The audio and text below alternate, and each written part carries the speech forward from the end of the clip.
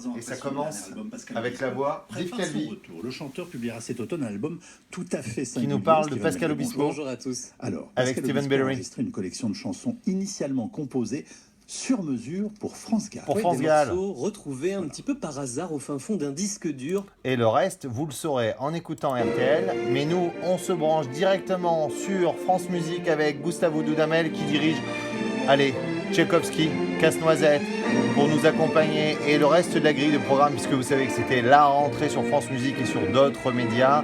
On vous en parlera, bah tiens, une émission par jour. On relève le défi, Olga ? Oui. Ah, vous êtes dans les anniversaires du jour avec Gérald et Olga.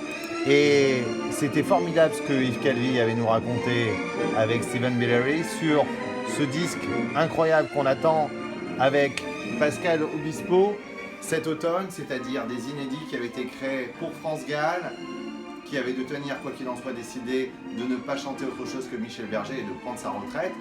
Des chansons qui sont devenues célèbres comme Chanter pour Florent Pagny, Ensemble avec Sa raison d'être, et puis aussi Tu trouveras pour Natacha Saint-Pierre, mais il y a encore quelques inédits qui datent de la fin des années 90, la grande époque de Pascal Obispo.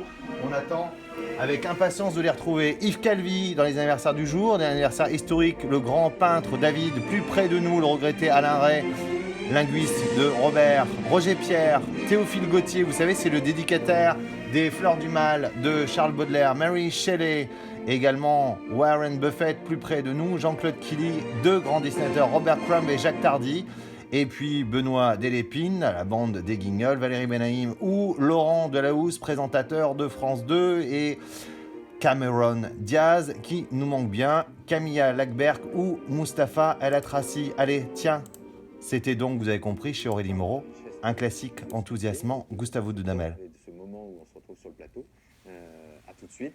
Et voilà, je voulais vous faire découvrir, en tout cas à l'occasion de ces journées du patrimoine, un peu les coulisses. Laurent Delahousse dans les coulisses du JT de France 2. Cameron Diaz face à Tom Cruise dans Vanilla Sky. Et on s'était quitté hier avec Michael Jackson face à Paul McCartney. Là, c'est avec la plus grande chorale du monde, We Are the World. À demain. À demain.